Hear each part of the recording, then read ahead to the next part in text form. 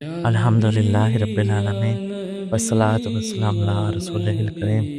اما بعد فاعوذ باللہ من الشیطان الرجیم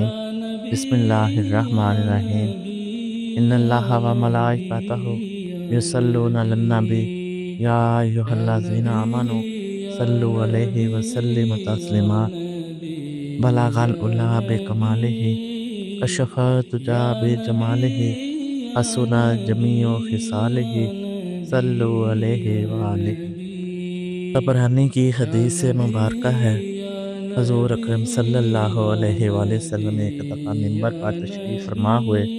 اور فرمایا آمین آمین آمین۔ پھر فرمایا کہ جبرائیل علیہ السلام آئے اور انہوں نے عرض کی یا رسول اللہ صلی اللہ علیہ وآلہ وسلم، جس نے اپنے والدین میں سے کسی ایک کو پایا اور ان سے حسن سلوک نہ کیا اور وہ اس دنیا سے رخصت ہو گئے تو وہ جہنم میں گیا اور اللہ تبارک و تعالیٰ نے اسے اپنی رحمت سے دور کر دیا۔ آپ صلی اللہ علیہ وآلہ وسلم نے آمین۔ اور دوسری مرتبہ جبرائیل علیہ السلام نے عرض کی یا رسول اللہ صلی اللہ علیہ وآلہ وسلم،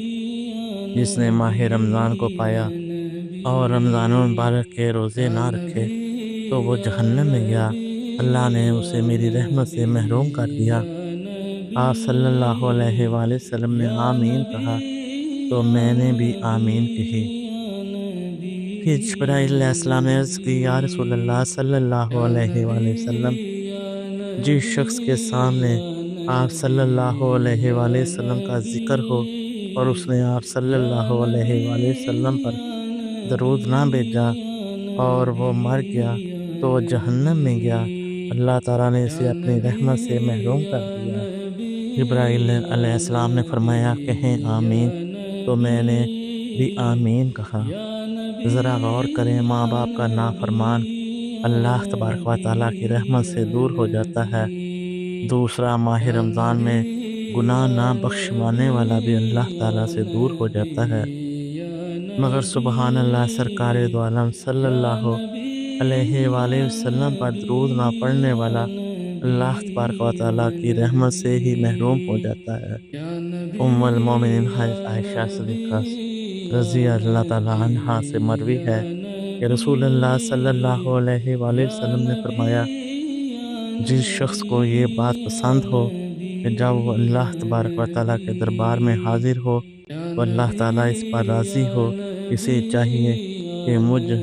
رسول اکرم صلی اللہ علیہ وآلہ وسلم پر درود پاک کی کثرت کرے۔ الصلاۃ والسلام علیکہ یا نبی اللہ۔ سب سے پہلے قبر مبارک میں جس کا سوال ہونے والا ہے وہ روح ہے۔ روح کو پاک کرنے کے لیے درود شریف سے بڑھ کر کوئی چیز نہیں۔ سرور دو جہاں آقا حضور صلی اللہ علیہ وآلہ وسلم نے خود فرمایا ہے کہ میرے اوپر زیادہ سے زیادہ خوب درود پڑھو۔ آقا حضور صلی اللہ علیہ وآلہ وسلم نے خود اس چیز کا اعلان کر دیا کہ پاکیزگی کا نسخہ درود شریف ہے۔ درود شریف انسان کو، اس کی روح کو اس طرح پاک و صاف کر دیتا ہے جس کی کوئی مثال ہی نہیں ملتی، یہاں دے تک کہ جن باعمل عالموں اور محدثوں اور فقیروں نے درود پاک اور اسلام پر کمر باندھی ہے، ان کو خدا کے فضل و کرم سے آقا حضور صلی اللہ علیہ وآلہ وسلم کی روحانیت کی برکت سے لاکھوں گناہ گاروں کی شفاعت کی بشارت اس دنیا میں مل گئی ہے۔ ان فقیروں اور محدثوں کو انشاءاللہ تعالی روز قیامت گناہ گاروں کو شفاعت کرنے کا حق خود آقا حضور صلی اللہ علیہ وآلہ وسلم عطا فرمائیں گے، جیسا کہ باکمال عاشق رسول حضرت اویس قرنی رضی اللہ تعالیٰ عنہ کو حضور پر نور صلی اللہ علیہ وآلہ وسلم نے حضرت عمر رضی اللہ تعالیٰ عنہ اور حضرت علی رضی اللہ تعالیٰ عنہ کے ہاتھوں پیغام بھیجا کہ آپ بھی امت محمدیہ کے واسطے بخشش کے لیے دعا مانگیں، حالانکہ شفاعت کی مالک خود آقا حضور صلی اللہ علیہ وآلہ وسلم کی ذات مبارکہ ہے، لیکن اللہ تبارک و تعالیٰ نے حضور اکرم صلی اللہ علیہ وآلہ وسلم کے صدقے اور آقا حضور صلی اللہ علیہ وآلہ وسلم کی سفارش پر یہ اعزاز آقا حضور صلی اللہ علیہ وآلہ وسلم کے امت کے چند افراد کو بھی دیا ہے،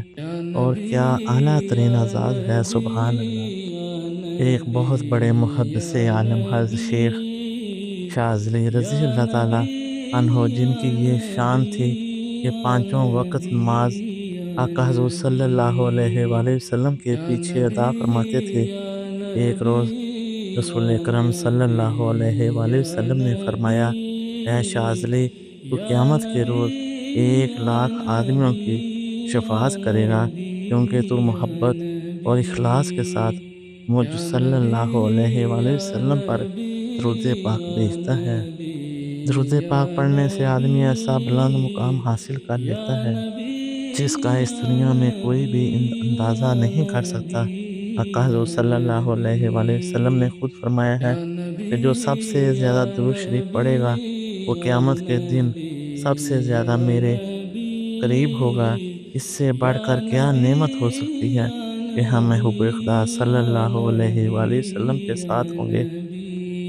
درود پاک پڑھنے سے جنت وسیع ہو جاتی ہے، اور درود پاک پڑھنے والے کو قیامت کے دن تاج پہنایا جائے گا۔ غموں سے نجات دلاتا ہے درود پاک، بگڑی میری بناتا ہے درود پاک، نبی پاک کی قربت دلاتا ہے درود پاک، حشر میں تاج پہناتا ہے درود پاک۔ الصلاۃ والسلام علیکہ یا حبیب رب العرش العظیم۔